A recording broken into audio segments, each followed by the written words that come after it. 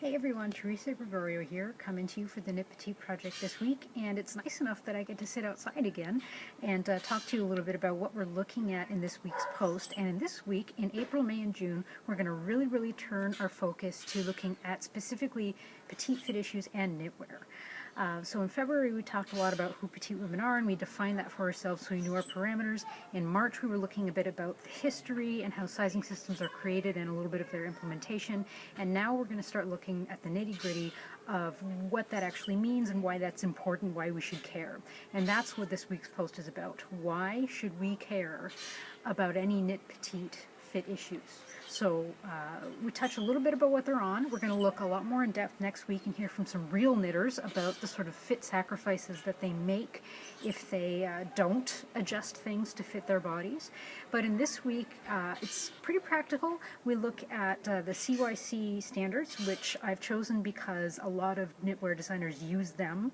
Not everybody, but lots of knit designers do use them, so they're kind of a good thing to give you a taste of why a lot of designs are the size that they are.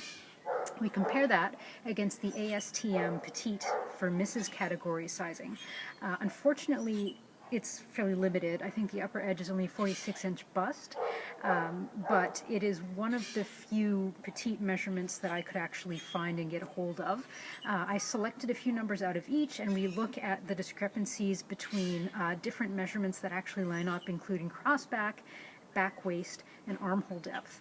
And I'm sure you won't be surprised to hear that there is usually at least about an inch to even more than 3 inches worth of difference depending on the sizing chart you're looking at.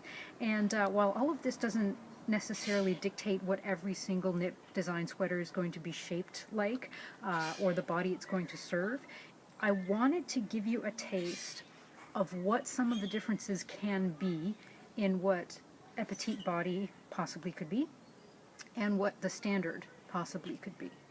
Like I said, it's not going to be perfect across all different designs, across all different possible body shapes and types. Obviously, it's almost impossible to get all of those covered. But I do want us to be able to start to think very much about the fact that there is a difference and why that difference might be important. So the question for this week is if you would like to share with me what some of the alterations are that you make when you're knitting something for your petite body. And I just want to remind everyone that for a very long time we've been focusing on this book, which I'll show you a little close-up of. There, Sizing in Clothing. It's a fantastic book. It covers all sorts of different topics. But now we are moving on to stuff like this wonderful book, Sweater Design in Plain English by Maggie Righetti, and a lot of other knitwear design books we're going to start referencing heavily soon because we're going to start looking at things about like the quality of a knitted fabric. We touch on that a little bit this week. We're going to look about that even more in April, and I hope you're excited because I'm excited. We're getting down to the nitty-gritty here, so I really want to emphasize that I don't want anybody to feel bad when you're looking at a sizing system and your own measurements. That is not my intention. My intention is for us to become aware of how we're actually shaped versus how a lot of clothing is built for us, and in this case, a lot of knitted patterns are designed for us. And to try and divorce all of that from any kind of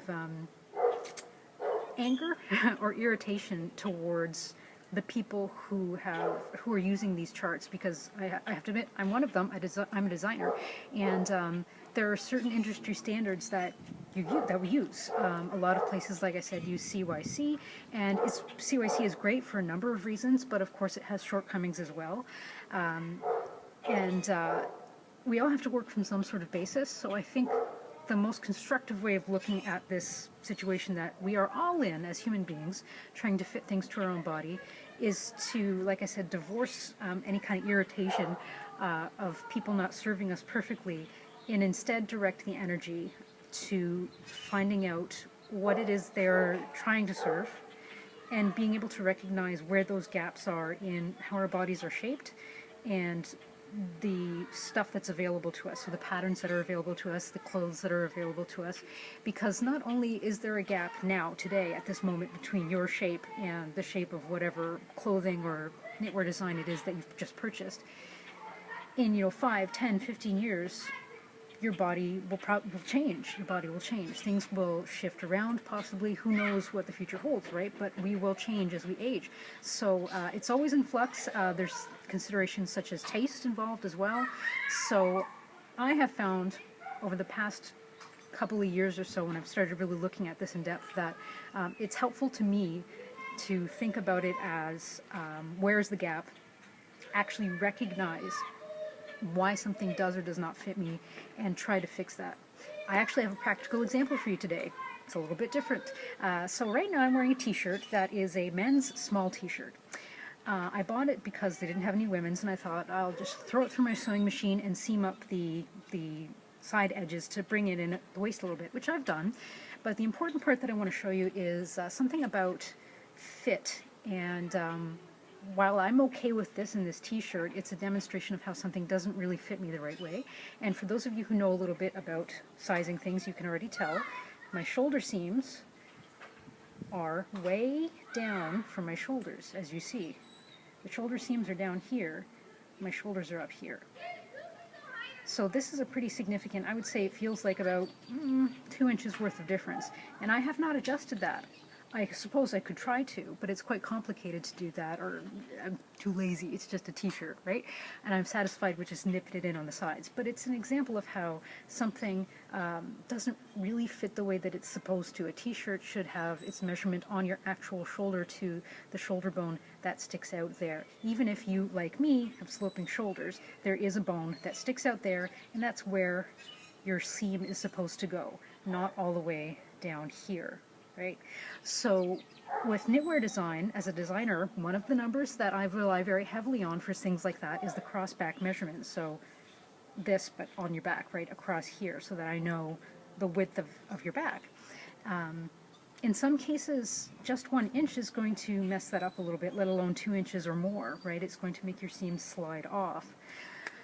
Those are some of the considerations I encourage you to think about. Take a peek at this week's post, and like I said, please participate as always. We still have the survey going on for your Fit Petite issues. Please participate, please share it around. We've had a lot of really great responses so far, and thank you so much to everybody who's done that. It's extremely helpful, and I'm very much looking forward to sharing it with all of you at the end of April. I hope you're enjoying the bird song. I am. It's quite lovely. It's nice and warm and breezy out here, and I'm looking forward to coming at you for the rest of the weeks of this year, whenever the weather is nice, out here in my backyard, to talk to you a little bit about petite fit issues and knitwear. I'm excited to get started in this section of our journey together. Thank you so much for joining me along so far, and like always, if you have any questions at all, please let me know. Thanks, everyone.